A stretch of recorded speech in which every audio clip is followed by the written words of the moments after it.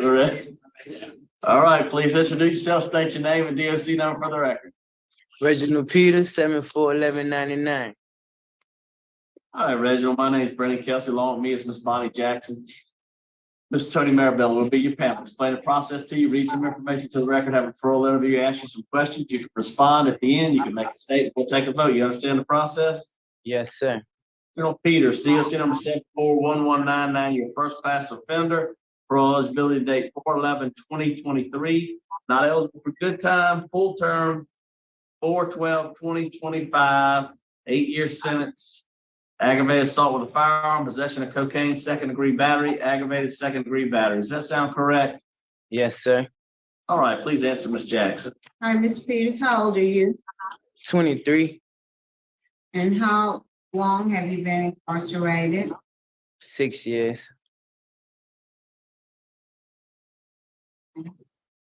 And I see that you've managed to lose 438 days. Is that correct? Yes, ma'am. And why have you lost so much good time? Being ignorant, young. I understand you're ignorant, but I'm saying, what did you do to lose 438 days? Catching write-ups, What kind of write-ups? 14s, ones, and aggravated fights. Now, let's talk about your charges, because they're very concerning. You had an aggravated assault with a firearm, that's one, right? Ma'am, One of the charges that you're serving time for is aggravated assault with a firearm. Is that correct? yes, ma'am. And the victim of that was your cousin.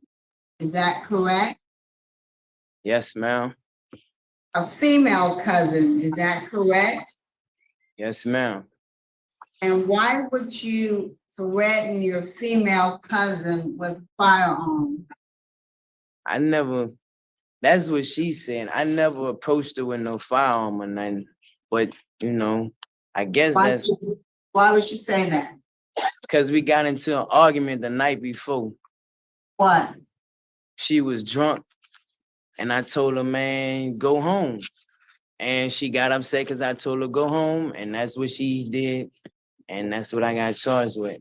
So it didn't have anything to do with your thinking that she had information about you killing somebody. That had nothing to do with it. I don't got no clue about me killing nobody. Of course I not. ain't- Well, let me ask you this. The aggravated second-degree battery, you were part of a group who jumped on the victim and shot at the victim and you hit him in the thigh. Is that correct? Yes, ma'am. And at that time, you were on juvenile supervision because you had an ankle monitor. Is that correct? Yes, ma'am. And then the second-degree battery, 2 inmates were having a heated discussion, had nothing to do with you, but you interjected yourself in the situation and you knocked the other inmate, one of the inmates out. Is that correct? That's what they say. Did you get convicted of that? Yes, ma'am. They did write me up for it. Now I'm talking about a court conviction. That's one of the charges you're serving time for. Yes, Not a ma'am. write-up, that is a felony conviction. Yes, ma'am. So all of your convictions are crimes of violence. You've lost 438 days of good time for disciplinary problems. You have a history of violence and you don't have any programs except pre-release. So why would I vote or anyone on this board vote to let you out of prison? Why should we do that? Honestly and truly, I don't think y'all should. Okay, we're on the same page. We are on absolute. Reason why I don't think y'all should, because I'm not where I need to be. You know, I don't have no education. I still got anger problems. I'm still dealing with me. So before I sit here and try to even fake it to Let me convince ask, one of y'all, are you even enrolled in or trying to take some programs that will help you? yes, ma'am, somebody just wrote me from Unit 1 saying they're going on April 17th, they're gonna put me in every class that they have. I am so glad that you recognize that you got a lot of work to do. And I'm glad you recognize. That's the one positive thing that I can say about you today, that you realize that you need to work on some things and you're willing to work on some. And so you and I are on the same page. I think you do need to stay there and get as much programming as you possibly can. Otherwise, you're gonna be right back. And I think you understand that. And so I'm encouraged by that. That's all I have, Ms. Kelsey. All right, would you like to make a statement on your behalf? No, sir. I would like to get put in school and stuff. Okay, we'll just see if they can work. Will that panel, Nope. but Miss Bonnie? All right, well, Mr. Peters, we've already talked, my vote is gonna be to deny the history of violence, your poor this record and your lack of programming, but I am gonna encourage you, whatever time you have left, use that wisely. Use it to better, okay? Yes, ma'am. All right, Mr. Marabella? I want to commend you for your honesty. I respect your honesty. You're very forthcoming with us. I think you realize there's some problems, and I'm glad to hear you want education. You want some programs to help you. So I'm very encouraged by that. So I hope my vote likewise would be to deny, but to encourage you to get that help. Good luck with you. All right, 2 votes deny, also to deny your parole for the same reasons stated. 3 votes to deny. Today your parole's been denied. And this is you're the lucky one. It's 1:01, April 11th. We are done. Thank you, Warden. We'll adjourn. All right.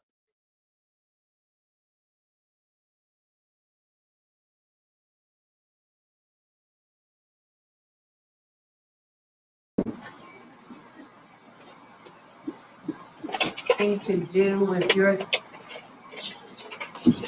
Sorry about that. That took me a second to get it back up.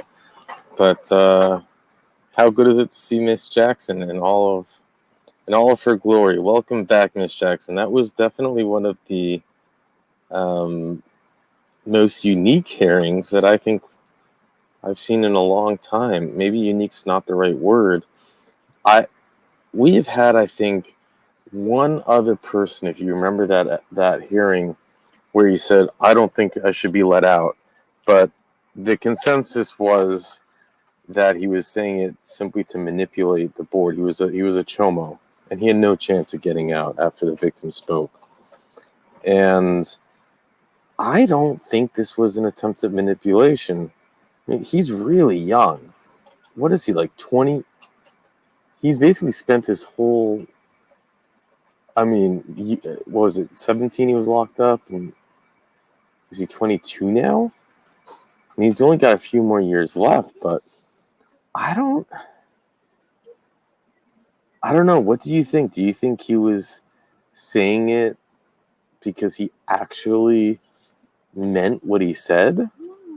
Or was there some other type of agenda behind it? I think he means it. I think he acknowledges that he wants to better himself, and he had the if you're looking for any evidence, he had this specific date that they would start to get him into programs. So that he had these conversations and then he worked it out, and it was quick off his tongue. It was funny when Miss Jackson said, "That's the one positive thing that I can say about you today." And, you know, that same sentence could have been said in a different way with a much more negative connotation, but, and the interview, it did not start well. I'll tell you that. It was also funny right at the beginning. He starts with the basic kind of thing, you know, I was ignorant. And she says, I know you're ignorant. No, she said, I understand. Miss Jackson said, I understand you're ignorant.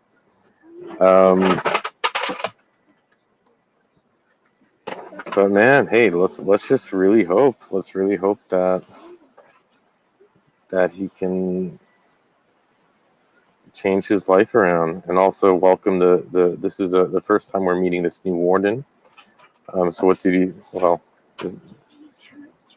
but we'll see a lot more of her because there's about 10 more hearings with her in it. But okay, with that, I'll let you go.